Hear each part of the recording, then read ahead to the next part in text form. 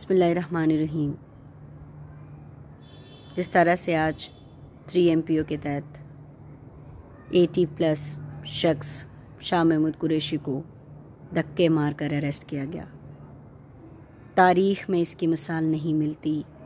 बेटियों के सामने बाप को धक्के मारकर ले जाने वालों, क्या तुम्हारे अपने घर में बेटियां नहीं हैं? क्या तुम्हारे अपने घर में ख़वातीन नहीं हैं?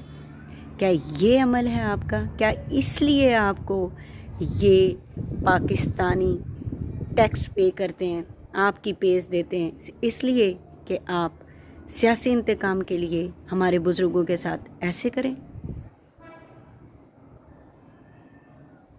क्या आपको मरने का भी खौफ नहीं रहा?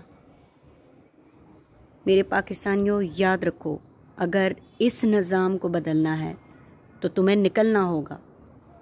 तुम्हें निकलना होगा अपने लिए, तुम्हें निकलना होगा अपने घर की चादर और चार दीवारी के लिए, तुम्हें निकलना होगा इस मुल्क की तकदीर बदलने के लिए, तुम्हें निकलना होगा इस पुलिस के इस घटिया रवैये को बदलने के लिए। मेरे पाकिस्तानियों, निकलना होगा इस पाकिस्तान के लिए। ये जो पाकिस्तान है, ये बहुत कुर्बानियों से बनाया गया है। ये इसलिए नहीं लिया गया कि इसमें सियासी इंतकाम के लिए हमारी ख़वातीन के कपड़े फाड़े जाएं, हमारे बुज़ुर्गों को धक्के दिए जाएं।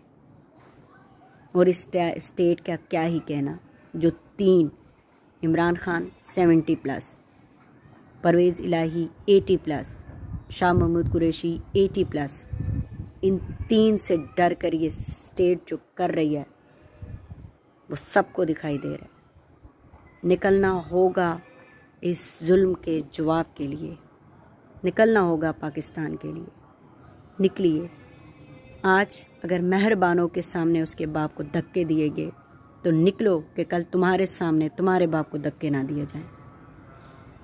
बहुत ही अफसोसनाक, बहुत ही शर्मनाक।